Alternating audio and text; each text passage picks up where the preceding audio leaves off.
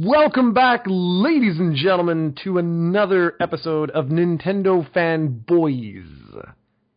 And we got something unique going on today. You will notice that the gameplay footage you are seeing as I'm blabbing away here is of Metroid Fusion. And I think I'm gonna finish the game. I think I'm gonna edit out if I die like a bajillion times or anything like that, so it's not boring as hell seeing me repeat different areas. But I don't think that's really gonna be too much of a problem from what I remember of Fusion.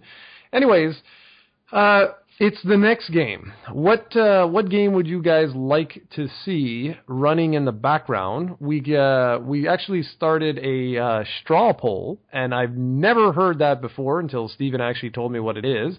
I'm going to put the link in the description, but for those that just can't find it in them to click the description button, because there are some of you, I'll just tell you what it is. It's always the same. You just go to strawpoll.me, so strawpoll.me, and then it's /6490221. That's 6490221.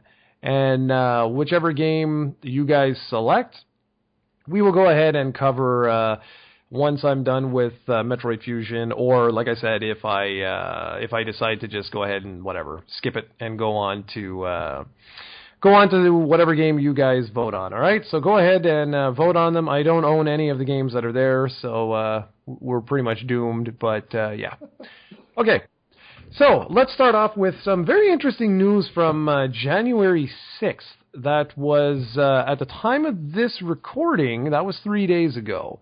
And IGN had actually on the front page, now that's really odd for IGN. They don't really showcase much Nintendo news, but they had the headline, Nintendo to unveil NX quote-unquote concept before E3, says analyst, with a late 2016 release. Doodly-doodly-doo. So without telling you guys everything, it's basically there is a Japanese analyst that said that they're expecting the concept to be released around March to May, with the console being fully playable, having a wide assortment of games at this year's E3, and that the console will launch later in October to November of this year, and that internally, Nintendo is expecting to sell around, ship around 20 million units of the NX by December of 2016. No, that doesn't make sense. Ship 20 million units by the end of 2016. Wow. Yeah, I know. That's what I thought too. It sounds a bit ambitious. A bit? That sounds impossible. Okay, well, there you go. So, yeah. I don't know. I thought I could have sworn it was 2017, 2016. Wow, that's very ambitious. Yeah, so, okay, let's start with you. Do you have, what do you think of that analyst? Full of crap? It's surprising. I'm not sure how legit this is, because it's 20 million units in a few months. Like PlayStation 4 didn't even manage to do that, and I don't think it came close to that 20 million. And no way. That seems undoable. It's like I know they need to really push this thing, because we might talk about this later. But if the NX the NX to be successful need to basically become number one almost. So they need to be aggressive with this, but man, this sounds almost impossible. Yeah, the numbers, I don't know. Like, well, let's do it. I mean, our main topic is on how Nintendo can make the NX successful, and I mean, it doesn't make sense to jump back and forth, so why not? Let's jump into that, and I'll just talk a little bit about what I think about that, because the analysts, okay, excluding the units sold, right? Like, I'm going to exclude that, because to me, that seems ridiculous. I think the Kinect was, like, the most successful electronic like launch ever, if I'm not mistaken, or something like that. Like, it was crazy how many it sold, and it wasn't 20 million in like 2 months. So I think that's a little bit woohoo crazy, but whatever. But okay, so how can Nintendo make the NX successful? I wish I had like crickets. Well, that's a very good question. And I've been speaking to a lot of different people about Nintendo lately because, you know, I don't like to say like they've fallen from grace, but they haven't been the number one in a while. And yes, I know the Wii. Everybody always goes to the Wii, and some of you guys love the Wii because when we talk negatively about it, you give us a thumbs down. So obviously you're a big fan of the Wii. This podcast is called Nintendo Fanboyz. So I mean, obviously we are fans of Nintendo, but it's been a while since they've been really, really number one, at least to a lot of people. Like for me personally, the last time I considered Nintendo where like everything, the world revolved around Nintendo was the Super Nintendo. That was pretty much it. That was where I had, you know, all my games, everything. From Castlevanias to Dragon Quest to Final Fantasy to Super Mario, Legend of Zelda, and Metroid, they were all on that platform. And everything changed, as we all know, with the N64. To me, personally, they regained a lot of ground with the GameCube, even though, obviously, by sales, that sure didn't happen. The Wii, they tried something different, and it paid off in dividends, literally. They wrecked face. And the GameCube. And the Wii U, which I really think, I've said it like so many times, I think this is going to be their Dreamcast, not in the sense of their last hardware, but I think people are going to realize just how awesome this system is in about 5 years from now. I really do. I think people are going to look back on this and go, what the hell? How did we miss this? This was a great machine. It has a lot of really good games, and it's so sad because I don't think the Wii U is ever going to live up to its real potential in terms of what the system can actually do. It seems like right now, even Nintendo is just slowly letting the thing just fizzle out so that they can concentrate on their next platform. So what the hell does that have anything to do with making the NX successful? Well, to me, it's about looking at your past, not making the same mistakes you've made, and then maybe seeing, like, what can we do? And that's where I am right now. I'm trying to envision what Nintendo can possibly do to make the NX successful, and it's not an easy thing to do. People like to say, like, oh, it just needs the Call of Duties and Grand Theft Autos, and they'll be number one. Well, really? Because they had all that stuff, well, excluding Grand Theft Auto, of course, on the GameCube. And yes, I know the GameCube was a lunchbox that had mini discs. I get it, but I don't know. I really don't see how Nintendo would be able to reclaim the throne by just doing what everyone else does. Sony has such a stronghold on the market right now that if you were to say, like, okay, well, we're going to offer you a PS4, but it's better. Like, how is it better? And I don't know. I mean, it's funny. I really want to let you have a chance to speak so that we can jump some ideas back and forth. Because for me, I don't know. I really don't know how Nintendo can turn things around. And it's not like I think, oh, that's it. You know, the company's bankrupt. They're doomed. It's more like I sit back and I'm like, okay, when they tried something radically different, it was incredibly successful with the Wii. Now, I know they're like, oh, you know, this is not going to be the follow-up to the Wii. Yeah, maybe it's not. But are they going to try and do something, again, that's disruptive? Something that is totally different than what others are doing? Or do they follow the trend? Like, I don't know. I really don't know. I want to make something clear before I start.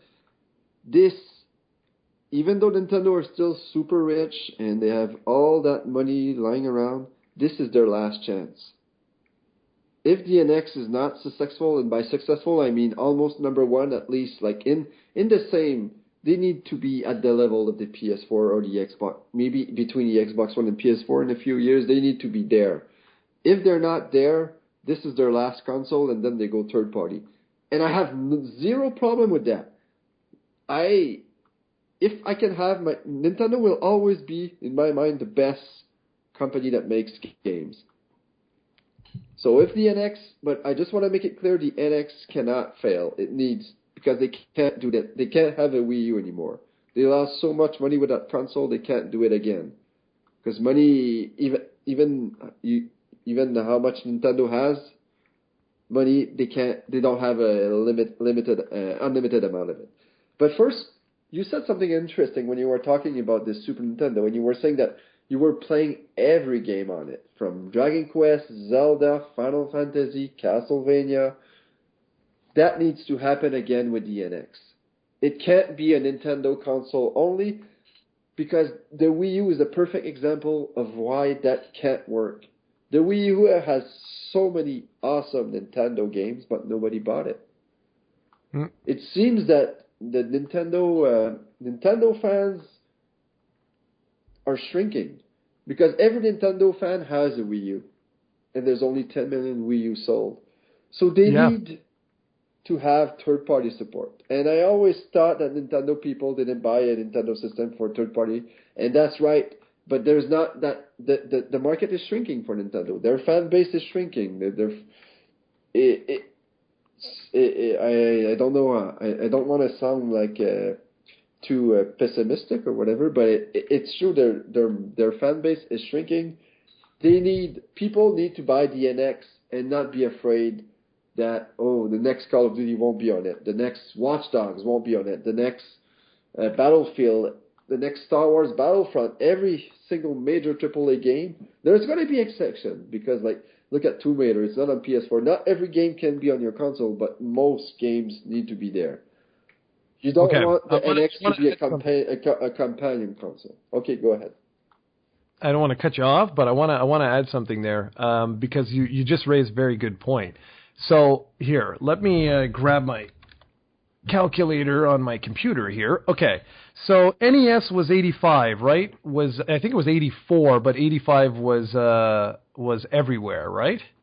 Or is it 85 and then around that area? Does it really? Okay, so let's say what are we today? 2016 minus 1985. So that's 31 years ago. Okay. Now, depending on your age, people, I'm referring to the people who are listening here. If you grew up, if you are 31, obviously you'd have to be a little older than 31. But if you're in that range, say 31, 32, 33, something like that, do you still play with today on the Wii U? Yes or no? And I'm asking you that. So leave a comment and let me know. If you don't want to let me know your age, just let me know if your first console was an NES. But the key thing here is you need to be in the 30 to 35-year-old range. If you're in that, my question to you is, do you own a Wii U and play Nintendo games? And the answer to that question will be very interesting in the comments, because I am directly in that group there, and so are all my friends, and towards the 40s as well, which is fine. I mean, if you're older, than the 30 to 35 bracket, if you're towards your 40s, towards your 50s, that's fine too. It's still relevant. The point being that you started with the NES. It's key with that. You could have had an Atari 2600, it's fine. But my point being that if you played the NES when it was relevant, do you still are you still playing Nintendo games? Because I don't know anyone except for two people that still do. And I'm speaking to one of them. Because everyone else has moved on. They may have many different reasons. Some of them, they didn't like the transition to 3D. Like my brother, for example. He doesn't like Nintendo's 3D games. He's just not a fan. It was like everything was golden to him up to the Super Nintendo, and then after that, he just didn't like But just Super a Mario. side question: does your brother play PS4? Yes, he That does. doesn't make any sense. Exactly, c'est ça. Exactly. That's the thing. Now, to me, I've been telling him for years, it's the appeal. There's something lost. Like it's like he grew up and stopped playing with his toys almost, but he didn't. Like I don't know, but that's the point, guys. So I'd really like you to leave a comment if you're either, within the 30 to 35 year bracket that you played on an NES and you own a Wii U and still actively are interested in Nintendo, or if you're older than 35 years old, same thing applies. And you don't need to tell me your age, but just say that, yeah, I'm in that bracket. And yeah, I still am a very big fan of Nintendo, and yes, I own the Wii U, and so on and so forth. And if you're not, I'd be really interested, if you have the time, to just let us know, like, well, what happened? Why did you not continue with Nintendo? And maybe it's because, well, they didn't have the Resident Evils on the PlayStation and stuff like that, or Tomb Raider, so I moved on, and then I really loved the Sony franchises, and I kept going with them, or I was a fan up till the Xbox, but then Halo changed my life, and I've been an Xbox fan ever since, whatever. It would just be very interesting to see, because Nintendo must be asking these questions right now, knowing that they have to make the NX successful, and I 100% agree with you that they need this to be a success.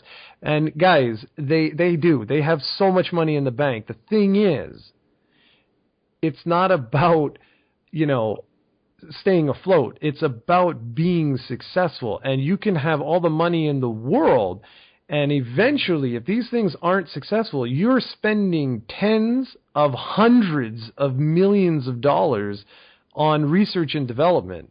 It takes a serious toll every time one of these consoles isn't successful.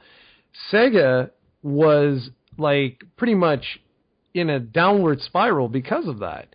And now obviously there's a huge difference between Sega and Nintendo. I'm not saying that, but it's just you can't have flop after flop after flop after flop after flop. You can't. You just cannot have that. And so this will have to be successful, or the shareholders will essentially say, okay, that's enough. Like, they will kill Nintendo's stock price or share price, and they'll be forced to go third party. And you know what? Maybe that's what will happen. We don't really know, but I agree with you, Stephen, 100% that this needs to be successful. I don't want to dwell too much on the past, but for me, when the big change happened, because when you look at sales, like, every console since the NES, except for the Wii, have seen a decline. And since the Super NES, again, except for the Wii, they've never been number one. So for me, the big change happened with the N64 when they pissed off a lot of developers and publishers when they decided to go to a cartridge-based system. And Nintendo, being Nintendo back then, there was many other ways they pissed off developers, but just a game like Final Fantasy VII. When they lost that, when Final Fantasy VII was released, it opened so many eyes. And since then, many people have never went back to Nintendo, and I don't blame them. Anyway, we can talk about this another time, but it's just maybe that I like your question. It's going to be interesting. I don't think it's going to be on the right podcast, because I believe the majority of people that listen to Fanboyz are probably fanboys themselves, or at least they like Nintendo, so they probably have a Wii U, but it's maybe something that would have been a bit more appropriate on Canadian gamers. But no, I'll be interesting to see if people, because obviously, like I said, like 10 million Wii U's doesn't mean that there's not a lot of Nintendo fans around anymore. That's it. And you're absolutely right. I got sidetracked, like tangent. I wanted to actually add that I know this isn't the optimal place. And also, to be fair, we have we're nearing 5,000 subscribers, so we don't exactly have the largest pool. No, but it's just in friendly fun. It's going to be nice to see. But that's it. Yeah, it'll be interesting to see. And even you guys, I mean, you're listening to a Nintendo podcast, so I think this, actually, you know what? This will probably be even more interesting, because you're listening to a Nintendo podcast, and if you don't own a Wii U, that would be fascinating. Yeah, I'm really interesting to see, to know why you don't own a Wii U if you don't. So that's going to be what I'm looking forward to. Okay. So, all right.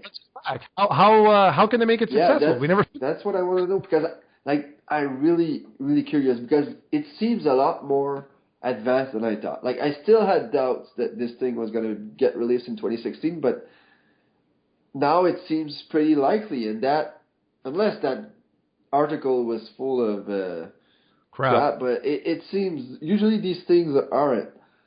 Okay, the first things, one of the major important factors that Nintendo needs to do. I have a few, but the first thing, and we can go back and forth on this before, is they absolutely need a press conference at E3. No more Nintendo Direct stuff. I adore the Nintendo Direct. I like it. I think that it gives us mini E3s like multiple times every year. I like it. But at E3, where the entire world will be at, where the New York Times are there, you need to do a press conference, and at the end of E3, your goal is that everybody will be talking about NX and nobody will be talking about PS4 or Xbox One. If they do it right, that's exactly what's going to happen. So that's number one. They need to come out at E3 and like kick everybody's ass and make sure that everybody's talking about NX after the conference. And they need that conference is crucial to the success of the NX. Okay, so this is what we'll do. You're going to read off your list one at a time like that. I'm going to comment on your thing because, honestly, I have a few things, but I want to make sure because you actually have a list. So with that, I'll say that absolutely. I love the directs myself, too. I usually watch them on the bus coming home from work. The big, nerd I am. But at E3, people don't understand how big of a seismic shift that happened when Nintendo announced that they would not be hosting a press conference at E3. That is huge, guys. Huge. Because just like Steven said, the New York Times and all these other people, Business Week, USA Today, all of them go to E3 just for shareholders and things like that. That's what people don't understand. That's what a lot of gamers don't get, is that E3, yes, there's the spectacle, absolutely, but there's also business meetings that happen there, a lot of business meetings. And on top of the business meetings, if you're an analyst, you will go down. It's your job to predict the future, basically. And you'll go down to these things. You'll go to the press event. You're not like us. You're not going to be vlogging. You're not going to be with super excited and all this sort of stuff. Your job is to see, is the company doing enough to excite the world that its share price should increase, decrease? Is it a good time to sell? The future is not looking so bright. So these guys, when they go to E3 and Nintendo's not there, yes, I know they have their booth and all that sort of stuff, but when there's not a press conference, that is a huge deal to those type of guys, because they'll report back and be like, okay, well, we're going to invest more heavily into Sony and into Microsoft. They seem to have, their technology where they're going seems to be really good. We actually discussed this on Canadian Gamers about, is VR the future? Why do you think Sony is starting to mention this stuff now? It's to get people like that, investors and things like that, interested to say, you know what, here's a company that, yeah, financially they're not doing so hot, but they're willing to take a shot at doing something that could have a huge impact in the future, not just on the entertainment industry, but elsewhere. And they're being very successful with their platform right now. So yeah, I agree 1,000,000%. Nintendo has to come out there and, have the balls to be like, here we are. We are not out of this damn thing. We've been written off time and time again. Here it is. This is the NX. This is what makes it special. And son of a bitch, this is why you need to have one. Yeah, they need to take shots at everybody. They don't apologize for anything. Just be cocky and come out, and everybody will be talking about the NX after, and that's all they're going to talk about, and that's how they start this thing. That's how they kickstart this thing. Great. All right. What I have with number 2 is a no-brainer, but then again, this is Nintendo we're talking about. They haven't done this, and we've been talking about this since the Nintendo 64. What's their number one selling franchise? I think it's Pokemon, no? Why isn't it on a console? This is their chance. Launch NX, not maybe with a Pokemon game, but tell people at E3 that there's a Pokemon game coming on the NX. And it's not a spin-off, it's not one of those crappy games nobody wants. It's actually a Pokemon game, and it's coming to the NX. Either at launch or next year. There will be huge buzz on that. That's number 2, and that's a no-brainer. Okay, my number 2. Your number 2, I don't understand why they haven't done this ever. But I'm going to piggyback instead of talking about Pokemon, which I have got to, I mean, I got to start playing one of these. It's ridiculous now. I don't even have knowledge. People ask me questions about stuff, and I have no idea what the hell I'm talking about. But for me, you may have mentioned this. This might be on your list or whatever. Their integrated online network that they're making right now, you know, where they're linking different things together. This is what I would do. I would come out and say exactly what you just said about Pokemon. I'd be like, okay, we're going to have Pokemon Magenta and Pokemon Fuchsia. I don't know. And built into this is the new Nintendo eSports whatever, blah, blah, blah, blah. We're going to fully support this thing. We're going to, you know, it's going to be the launch model for our online network. We're going to push online like a mother effer. You know what I mean? Like, really show people that you don't need to worry that this new game's coming out and it only has local multiplayer. It'll have local multiplayer and it'll have online. But they need to show that we realize we are in the year 2016 and that we're embracing the technology that's currently available.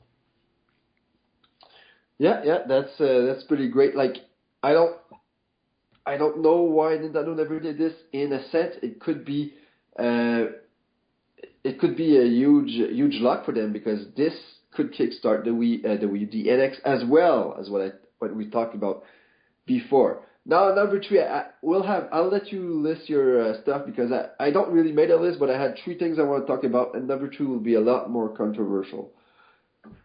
Well, that was my whole thing. I never had a list. I never had. My cat sounds like he's digging to like China in the back. Next. But no, I never had a straight up list. My thing was, you have to have third party online. The network itself has to be ridiculously user-friendly. It's got to be easy. We need the same features, if not more, that are on the Xbox One and the PlayStation 4. I should be able to play Super Mario Brothers through their emulator, the Virtual Console, while I chat with Steven. There. That needs to happen. And while I'm playing on the Virtual Console, they should have, like I've been saying forever, they should be offering these games pretty much for free. Have advertisements on the sides, or you can pay $1 and have the unadded game. And on the sides, I would have banners saying, the new Pokemon tournament kicks off at this time. Push this. That's my big thing. And what I'm scared of, though, is that Nintendo's just going to do something, completely different. So anyways, what's your last thing? What's a controversial thing? Fresh blood. They need fresh blood. Yeah, Miyamoto needs to not go away. Give him his own little studio and let him do games here and there. Let him be happy. Make the games he wants. He can't influence every single game from now on. Don't get me wrong, he's a mastermind. He always will be one of the best game developers ever, but they need fresh blood. They need people to work on their IPs. They need new people to work on Zelda, new people to work on Mario, new people to work on Metroid, and actual people to work on Star Fox and F-Zero and tons of IPs they don't actually use anymore. There hasn't been an F-Zero game since GX, and that was one of the best racing games ever made, and that's just ludicrous. Because there's a Mario Kart every 2 years, but there's no F-Zero, so it doesn't make any sense. They need fresh blood.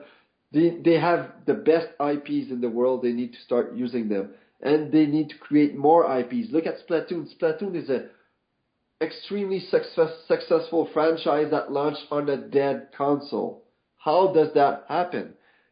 While we can say that the Wii U didn't so well, the thing about Nintendo gamers is that they're not afraid to buy Nintendo games. So create new franchise and you need fresh blood. Give, like, Miyamoto, I love him. I know people will diss me for that. But he needs to work on his own little projects here and there, but they need to move forward because this hasn't been working for the past 15 years now. Yeah, a perfect example is Star Fox Zero. Perfect example. Have you looked into Star Fox Zero? Yeah. Come on, man.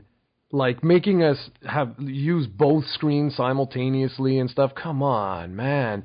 Like, the man's a genius. I will never take anything away from Miyamoto. I will never do that, because without him, I don't even think we'd have the same industry we have. But I think it's time now that, yeah, people say, okay, let's try something different.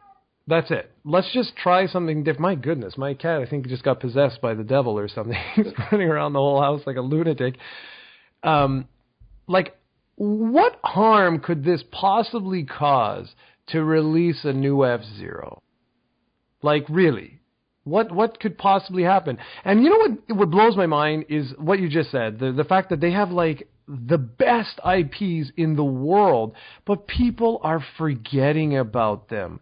We're getting a new Metroid side game that looks like crap. Why? Like, why? There are thousands of video game developers all over the world that would do it for free. They would be like, "Are you kidding me? You're going to let me work on the next?" You mentioned before, like people of our group age, 30 to 35 years old. There are people in that group age that are starting in Nintendo, in video game development. They would love to work for Nintendo. They will find their next Miyamoto.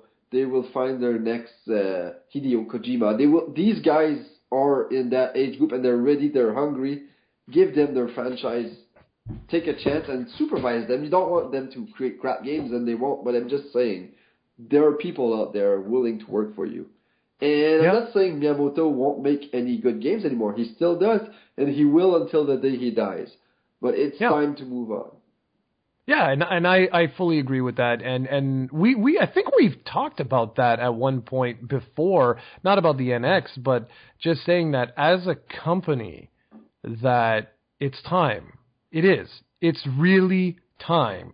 If someone wants to make a quote-unquote grittier F-Zero, like imagine an F-Zero in a Blade Runner future, you know, like a more darkish thing. I'm not saying mature, none of that crap. It's same sort of gameplay, whatever. But I'm just saying, what if someone wants to do something different? That's it. What if they want to take one of these series and just don't make it so clean. Make it dirty, that it takes place in a future where, something or planets that just they're not doing as well as your typical F-Zero thing. Like, I would love something like that, man. Like the same core racing, but maybe on tracks where, they're falling apart a little bit, in a more gritty, a lot of rain, dark tracks. I would love something like that. But that would never even be an option. Like, ever. And that's man, I agree with that fully. And I think that would definitely make the NX successful, because we like to bitch all the time about saying, we want something different. We want something different. Nintendo tries to give us something different. We're like, oh my God, that's crap. But the thing is, there's a line there. There is definitely a line there. And Majora's Mask was different. And yeah, it wasn't as successful as Ocarina of Time when it came out. But look today. Today, there are so many people that consider that the best Zelda game ever made. And that was really different. So I would like Nintendo to do that. To take, maybe not Mario and stuff, because I know that would be very hard for them, because that's their Mickey Mouse. But they have so many other IPs. Like, just take a chance on something. And when I say a chance, I'm not talking about, reinventing the Power Glove or something like that. Take these franchises and do something a little different with them. And I think people would be very surprised. All right. And that's it. Well, I just want to quickly mention that also, like, it kind of just adds a bit to what we just said, but they need Metroids, they need Mario, they need Zelda, they need their franchise, not necessarily at launch, but close to launch. Like, if they would launch with a new Mario, like a new 3D Mario, like I'm not the biggest fan of 3D Marios, but I understand how important it is, and they haven't really had a true one on the Wii U, and Galaxy 2 was such huge success stories. People love them. They might not sell as well as the new Super Mario series, but people love them, and those are killer apps. They need to have a 3D Mario at launch or close to, and Metroid, for God's sake. I'm pretty sure it's a no-brainer because Retro has been pretty quiet, or Retro, whatever. I'm not sure if you pronounce it right, but they need to launch with a Metroid. Well, can I suggest something? Sure. I know Mario is like associated with Nintendo, but we just said something new.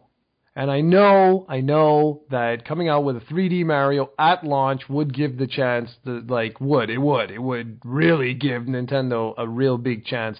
But part of me would love Nintendo to come out and say, you know what our launch title is? What our flagship title is for this new hardware is Metroid. That no one would see that. No one. Because they'd be like, but that's never been your most successful franchise. And I know they would never do this from a financial standpoint. It doesn't really make much sense. It comes back to us saying they need to be like, what's the word I said earlier? I used that word earlier, but they need to show balls. They need to chances. Don't give a crap that Metroid. Forget about the fact that Metroid doesn't sell. Metroid are awesome games. People want awesome games. Show them to them. It will sell eventually, and it will kick ass. It takes a bit of courage, but do it. Yeah, because to me, if they launch with another Mario game, to me, that's like great. It is that's fantastic, and from a business perspective, yes, of course, it makes a lot of sense. But like, I want to be proven that this is not the same Nintendo, that they have indeed learned from their mistakes, and they're like, you know what, son of a bitch, we are going to try something new. And yeah, Metroid, it's primarily a North American / European franchise, but who cares? We're going to give you the best damn Metroid experience you have ever had. And guess what? It's made by whomever. If it's Retro Studios, so be it. It's Retro Studios. But that's what I want. I want something that will shock people. And that really would. That would shock people because no one would see that coming. No one would. Because they'd be like, seriously? You're going to launch with Metroid as your flagship? Wow. I know I would. We'd have a Nintendo Fanboyz podcast where I'd be like screaming like a little girl. Okay, one last thing on this. I'll ask you this. What's the number one success story that came out of the Wii U? That's a good question, man. It's very Mario Maker. It's very easy. It's Amiibos. Oh, yeah, Amiibo. Good point. Yeah, that's true. They need to, for God's sake, actually make an Amiibo game. Because since they launched, like, they've been successful or what, but people primarily collect them. Yeah. They haven't been used to great use. They haven't actually served the purpose in the game yet. They actually need to make one. They don't need this, actually, but I really want them to. Like, show me that I wasn't crazy to invest so much money in those Amiibos. Make an actual game that's not... You're crazy. That's not gimmicky. Just make one, because I know it's possible. We've talked about ways they could do it in the previous Canadian Gamers episode. So do that. That's my last thing. Go on if you have anything else to add. Okay. Well, you see, it's funny, folks. When we came down this morning, we started talking. We were like, oh, I don't think we're gonna have enough, topics and stuff. We're gonna have to add some. Well, we're like 39 minutes in. and just on one topic. And you know why that is? I'm going to tell you why that is. That's because we are fans, and we do care about what happens to these IPs and this company and everything like that. It's one of the reasons why when I read news about SNK, part of me, that inner arcade child in me, gets a little excited. Like maybe there's hope that I could see another Art of Fighting come out. I could see another Fatal Fury, you know. Metal Slug's been gone for like a long time now. It's just things like that. I don't ever want that to happen in Nintendo. I just don't. I want these series to be successful. I want Nintendo to be successful. I want them to do things that are going to make us come on here and release that inner child in us and go like, wow, like I didn't expect that. That's so cool. So, you know, blah, blah, blah, blah. So all I can say is please, please, please, Nintendo, try and do something different, but not a Wii. Okay? All right, so now we're going to move on, but please do leave the comments that requested before. I think it would be very interesting, especially considering the demographic that we're going for here. So now Steven's going to talk about a new 3DS/3DS game that I don't know how the hell it's pronounced. It's like Terraria, I think? Yeah, you got it right. Like, I'm not even going to try to pronounce it because I'm even worse than you, but it's basically, I think it was released in 2013 for the PC, and it's basically a Minecraft clone that's more action-oriented, and it's actually gonna make its way on the Wii U later on this year. I actually have it on pre-order, I believe, because I was quite curious, and it's a budget release. And the story here is that, just on the side note, did you invest in the new 3DS yet? No, not a North American one, no. Okay, the story I found interesting with this is that the game is better depending on which console you own. And it makes sense because one is stronger than the other, but we haven't really, except for that one exclusive game, Xenoblade Chronicles, there's not any difference besides like faster loading, like from the home screen. But this game actually runs at 60 frames per second on the new 3DS and at less than 30 frames per second on a 3DS. And I've never been, I don't notice these things when I play games, but I know you do, and I know many people do. And I've actually just read the Nintendo Life review, and they say that when you play on a regular 3DS, it almost feels like lag. So I thought that was incredibly interesting, that games, maybe that's a sign for future 3DS games coming out, that you might want to invest on the new 3DS and if you're still gaming heavily on this thing. Okay. I'm positive you would feel the FPS. I'm positive, because you've played Street Fighter on the Super NES, right? Yep. Okay. Have you? I doubt you would remember this, but if you were to play the Sega Saturn version of Street Fighter Alpha 2 and then put on the Super NES version, you will feel it in 2 seconds. Everything is sluggish. It feels slower. Like it's almost like you say, it feels almost like lag. That's the way you feel it. It's like if you play certain games on console and then switch over to PC, you're like, wow, whoa, man. Like it's almost like your character feels like they're running. So I'm sure you would. You say that, but it happened with Last of Us. You could flip a button, and I couldn't see the difference. Seriously, yeah. You couldn't. It's not seeing. It's not the seeing the difference. It's feeling the difference. I know. I could not. But I wear glasses, and I don't have a very. I don't know. People like you, they don't understand it, but I'm not the only one. Like, we're in the minority, but there are the people that can't see the difference with these things. And it's just, I'm not trying to be an asshole and say that. I'm sure there's a huge difference. It's just, I can't see it, and I don't know why. Because I have played Alpha 2 on my virtual console, and I used to play Alpha 2 on the Saturn when I still had it. And you didn't feel it. What I saw was that there was a lot more loading on the Super NES version, but besides that. Okay, wow. Anyways, let's jump on into the actual topic at hand here. I wanted to actually pick your brain on something, and this is like the secret topic. Can I honestly ask, what is the point of the new 3DS?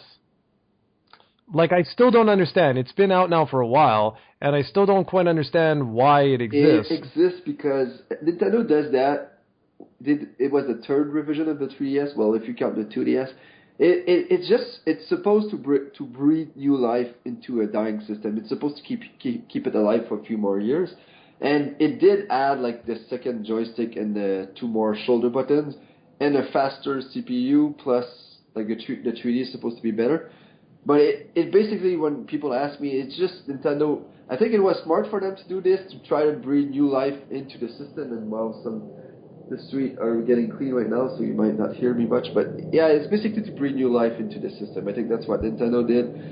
And I don't think it will be as successful as the XL and the 2DS were, because let's face it, the 3DS is like 5 years old now. It's practically dead now. Although 2016 will be a huge year, maybe almost as good as 2013 was in terms of quality games getting released, because they do have an impressive lineup in there. But sales are every year they're going down, and it's normal for a system that's as old as this is. So it's going to be curious to see if the NX is a dual hybrid. Yeah. But I think that was the main reason, and it sucks that I remember when before the new 3DS was announced, like if we would have done a podcast, like because I think it was around the time when I was on not on a paternal leave, but whatever. Like I would have I had predicted that Nintendo was going to announce a new one, because that's something they do almost on a yearly basis with their. It goes back to the Game Boy and Game Boy Pockets and Game Boy Color and all those different colors and whatnot. They've always done that, and it's basically to breathe new life and to keep people talking about these things. Yeah, like I totally understand that, and I really do understand that. It's just for this particular one, it was the first time ever I did not pick up the revision, I think. Well, I didn't pick up the 2DS. I didn't think that was really, like, for me. But with the Game Boy line, holy crap, man, I picked up, like, just about everything. So I was, I don't know, I don't really have much words to say for it. I don't feel that they really used it. No, you're right. They haven't really, and like I said, I think there's only one exclusive game for him, and there hasn't been any more announced.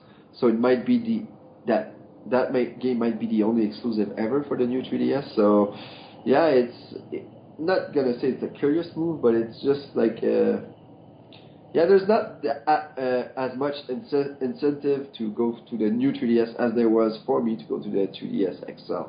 Yeah, exactly. That's just it. That's the only reason I haven't purchased a North American model. I have my Japanese one for the other game. Oh, by the way, I finished Dragon Quest VIII. You did? I didn't even know you were playing it.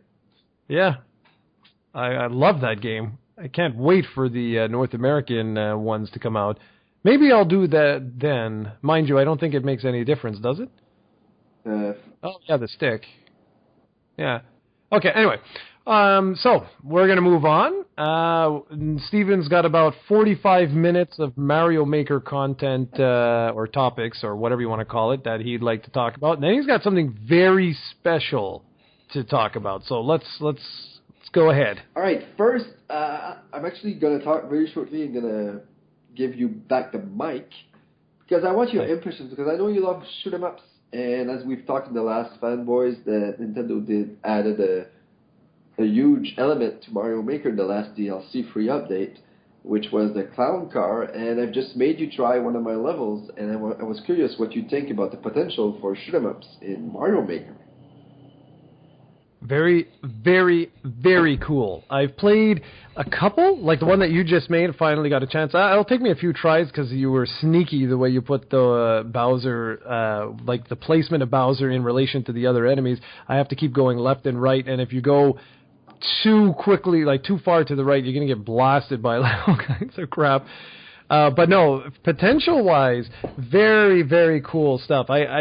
I really want to try that level that you said was just amazing, but it's like ridiculously long or whatever. I really want to try that.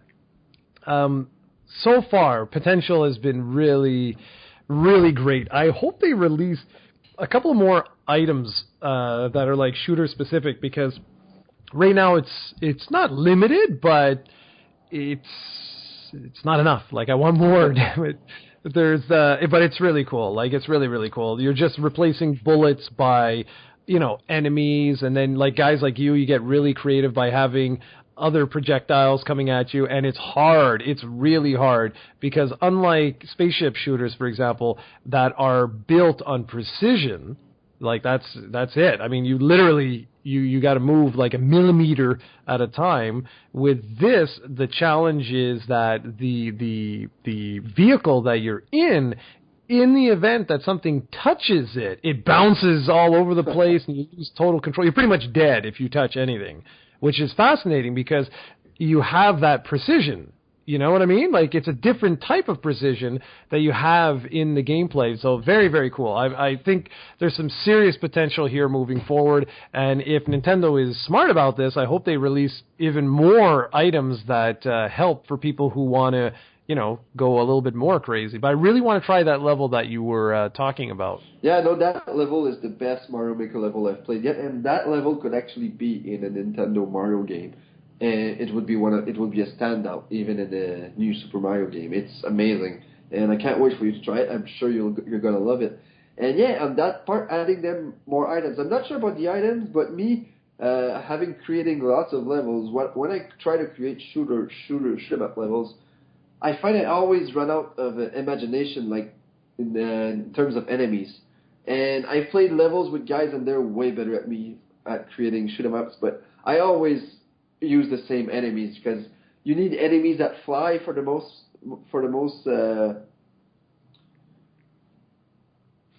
whatever you need for the most part. That's as simple as that. For the most part, you need enemies that fly to create the shoot 'em ups, and there are only a few that can also fire projectiles. Like I like those spiky shells things. When you give them wings, they actually fire in 4 different directions, and that's pretty cool for shoot 'em ups.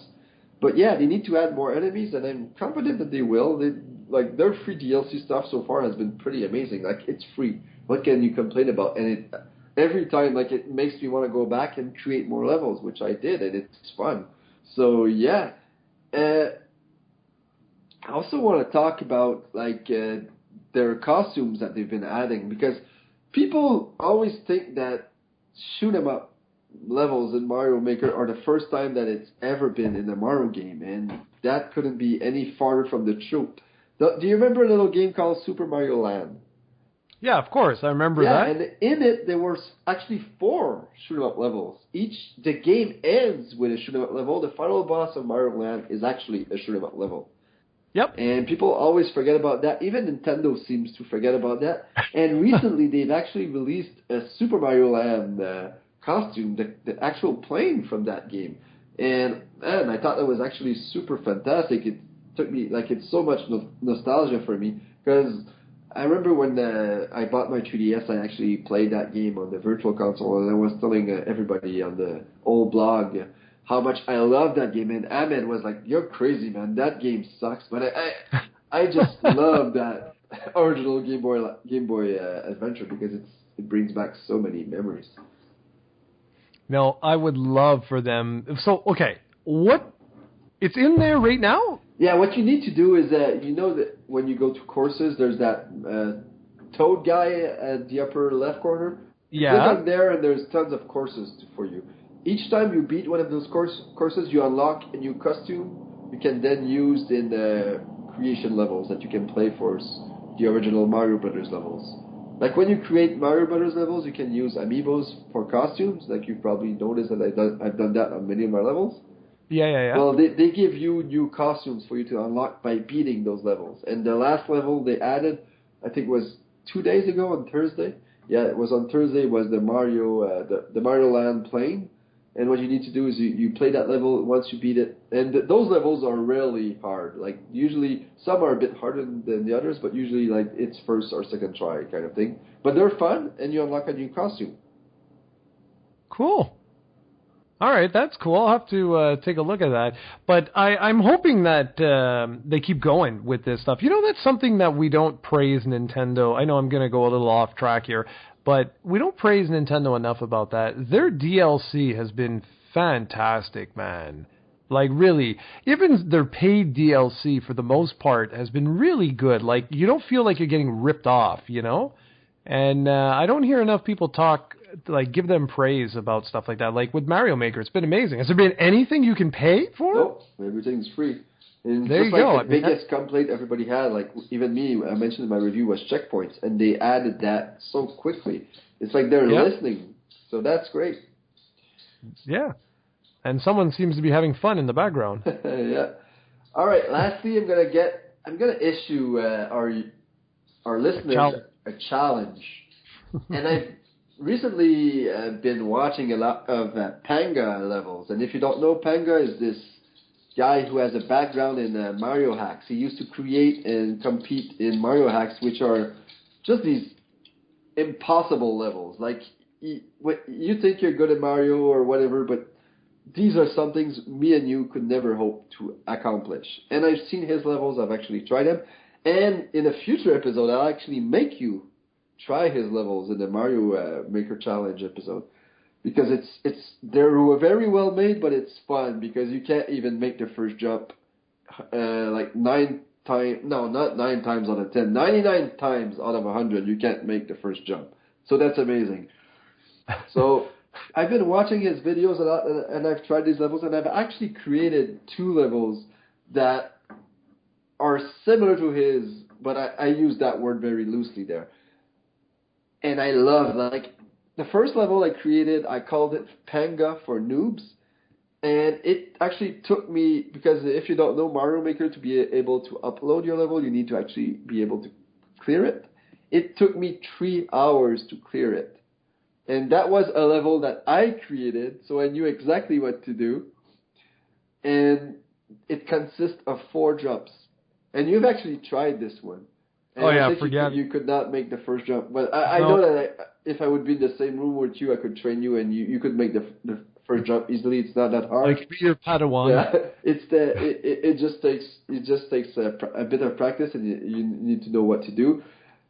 But it took me 3 hours, man. That's crazy. And I said Panga for Noobs because it's 4 jumps. Like, Panga himself would probably clear that level in 1 try. Because it's not hard, but for us it is, and I found it very fun. And the funny thing is, actually, I created that level on the 30th, like almost at midnight, and I wrote to my friends that play Mario Maker. I told them, whoever beats this level this year gets $20. And one of my friends actually found an exploit in my level and was able to clear it, like, even earlier than I was. So I actually re-uploaded that level and fixed it so there's no way to cheese it. So what we're going to do is Jared is actually going to put in the description below the codes for 2 of my levels that I want you guys to clear. The first one is called Panga for Noobs. In Paradise it's called, I've written no cheese, but the code will be in the description below, don't worry. And the second one is called The Trials of Doom.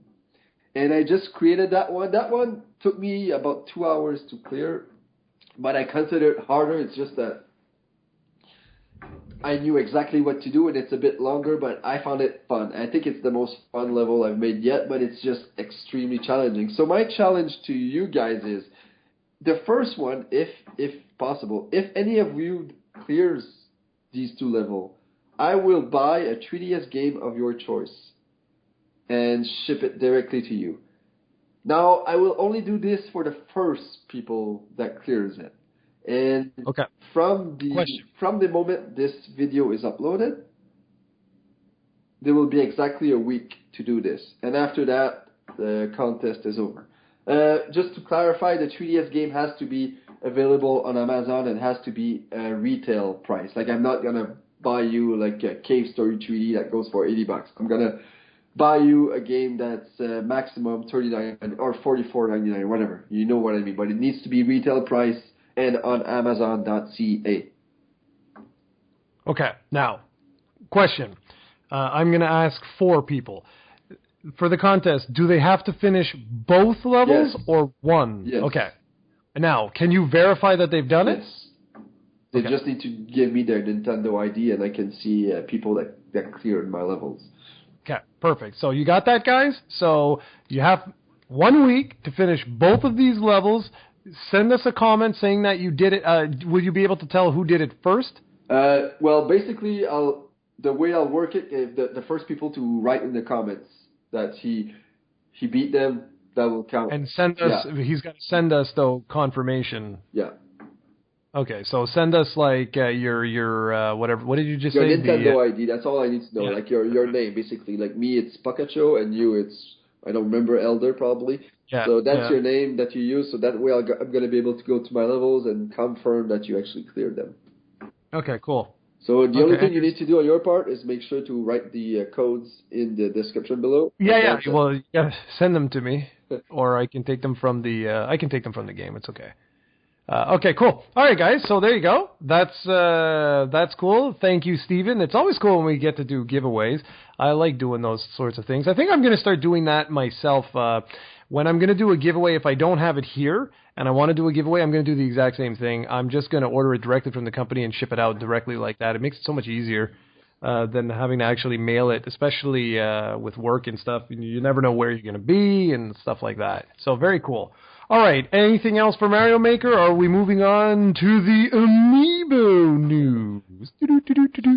All right, so Amiibo stuff. First off, pre-orders have just opened for 5 new Amiibos that are getting released, I think, on the 26th of January, which are Lucas from Earthbound and 4 characters from Animal Crossing. There's the 2 owls, there's Bladders and Celeste, and then there's Kix, the fox-looking creature, and then there's Recity.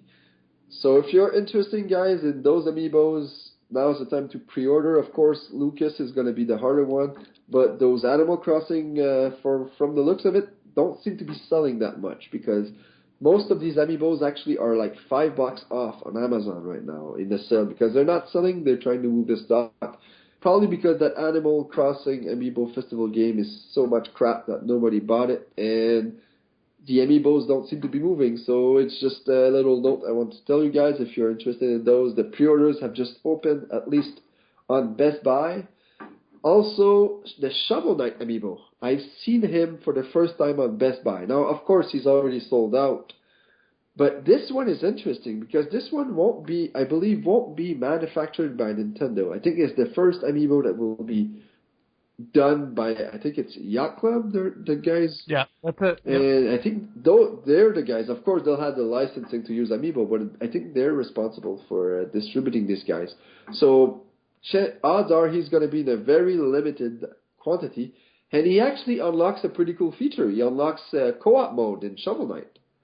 At least he does on the Wii U. I believe he probably not on the 3DS, but maybe he unlocks local co-op. But at least in the Wii U version, if you want to play co-op, you need that Shovel Knight Amiibo. Okay.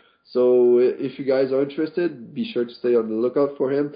There is an alternative for that. He's going to be, I think he's retail price. I'm not sure if he's the exact same retail price as the other one, so $15. He might be a little more, because the usually Woolly World Amiibos are retail priced at $19.99. So this one might be a bit more expensive since it's third party. But you do have an alternative right now. If you're willing to, if you don't want to miss out on this one, you can also buy the European one from UK for $30. So it's a bit of a step up, like it's $15 more expensive, but right now there seems to be plenty of stock there, so it's a guaranteed way to get one if you don't want to run the risk. So that's what I have for Amiibo news, if you want to add it. I've got news.